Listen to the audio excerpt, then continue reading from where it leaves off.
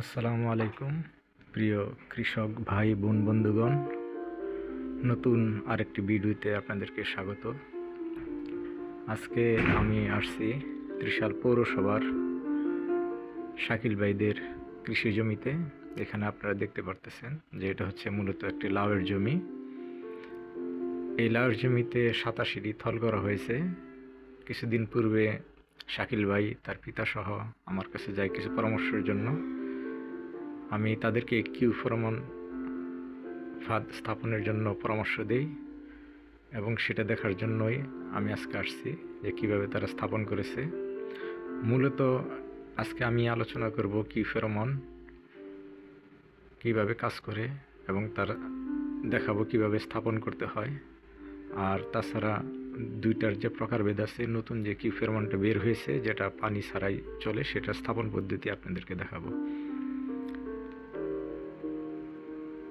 তবে আপনারা দেখলেন যে একটু আগে যে লাউয়ের জমির নিচে তারা পালন শাক করেছিল।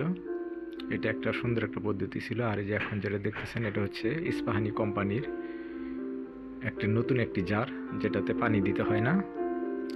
পানি না দিয়েও সুন্দরভাবে পোকা ধরে রাখতে পারে। আপনারা দেখতে পারতেছেন যে সুন্দর করে সাজানো আছে এই কিউ ফেরোমনটা। এটা নতুন পদ্ধতির একটি কিউ ফেরোমন। আমরা আজকে জানব কিভাবে কিউ ফেরোমন কাজ করে। কিউ ফেরোমন মূলত একটি ছিদ্রকারী পোকার জন্য অনেক কার্যকরী ভূমিকা পালন করে থাকে।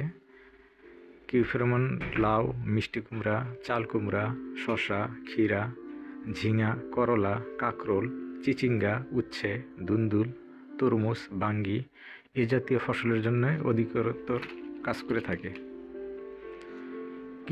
কিউ ফেরোমন হচ্ছে মূলত এক প্রকারের মাছি পোকা। স্ত্রী মাছি পোকা ওভিপোজিটর ঢুকিয়ে ডিম পাড়ে।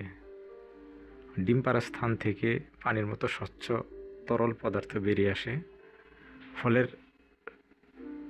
পরবর্তীতে ফলের ভিতরে ডিম ফুটে বাচ্চা বের হয়ে ফলের শ্বাস খায়, ফলকে বিকৃত করে ফেলে।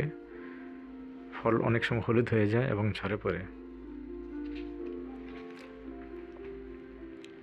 আক্রান্ত ফুল যদি প্রথমেই তুলে ফেলা যায় অথবা ফল যদি ধ্বংস করে ফেলা যায়, তাহলে অনেক আগেই এ থেকে পরিত্রাণ পাওয়া যায়।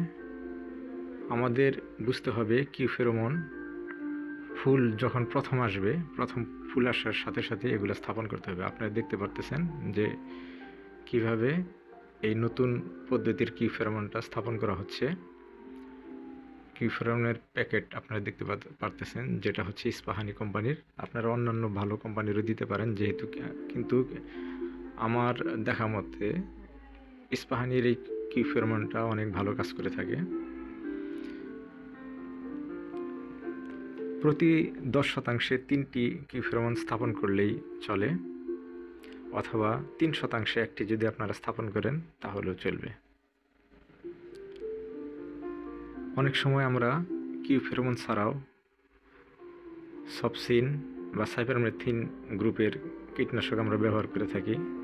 যদি আমরা সবসিন ব্যবহার করি তাহলে 100 গ্রাম ফল কুচি কুচি করে কেটে 0.25 গ্রাম সবসিন মিশিয়ে বিষ্টুপ হিসেবে তৈরি করা যায়। আবার যদি আমরা সাইপারমেথ্রিন ব্যবহার করি, সাইপারমেথ্রিন গ্রুপের যদি কীটনাশক আমরা ব্যবহার করি, পার লিটারে 1 মিলি হারে যদি আমরা ব্যবহার করি, সেক্ষেত্রে এটা কার্যকরী ভূমিকা পালন করে থাকে। কিন্তু সেক্ষেত্রে একটি সমস্যা হচ্ছে 15 দিন ওই সবজিটা খাওয়া যাবে না। সুতরাং আমরা সাজেশন দিয়ে থাকি যে অবশ্যই আপনারা এই ফেরোমন ফাঁদগুলো ব্যবহার করবেন, কারণ এটা হচ্ছে একটি জৈব বালাইনাশক পদ্ধতি। যদি ঝড়ো হাওয়া না হয়, অধিক বৃষ্টি না হয়, তাহলে অনেক সময় এই কিউ ফেরোমন ফাঁদটি 3 মাস পর্যন্ত কার্যকরী ভূমিকা পালন করে থাকে। সুতরাং আপনাদের কাছে অনুরোধ থাকবে, নিজে সুস্থ থাকবেন, অপরকে সুস্থ রাখার জন্যে ভূমিকা পালন করবেন।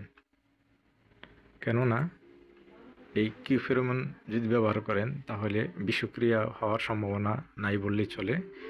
এই সবজি কিন্তু আপনি, আমি, আমার পরিবার এবং কি যাদের কাছে বিক্রি করতেছেন তারা খাচ্ছে। অনেক সময় দেখা যায় যে অনেক দিন ধরে কীটনাশক ইউজ করে, কিন্তু কীটনাশকের ক্ষতিকর দিকগুলো তাদের জানা না থাকার কারণে নিজেরা বিষক্রিয়ায় আক্রান্ত হয় এবং যারা ক্রেতা তাদেরকেও এর মধ্যে সামিল করে। সুতরাং আপনাদের কাছে অনুরোধ থাকবে আপনারা জৈব বালাইনাশক ব্যবহার করবেন।